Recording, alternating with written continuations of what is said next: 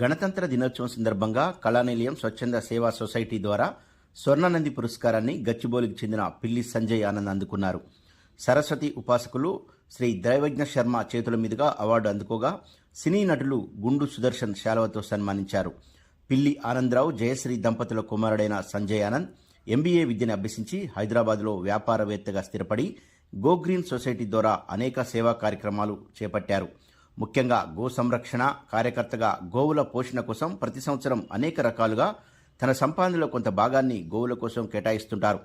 గోరక్షణతో పాటుగా నిరుపేద అనాథ పిల్లల విద్య కోసం పుస్తకాల పంపిణీ మరియు ఆరోగ్య రక్షణ కోసం మందులను అందజేస్తారు.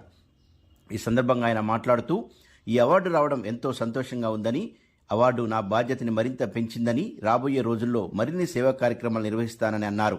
ఈ సేవ చేయడానికి కారణమైన తల్లిదండ్రులకు ఎప్పటికీ రుణపడి ఉంటానని తెలిపారు.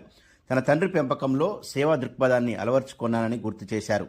ప్రస్తుతం గో గ్రీన్ సొసైటీకి సంజయ్ ఆనంద్ ప్రెసిడెంట్గా ఉన్నారు. ఈ కార్యక్రమంలో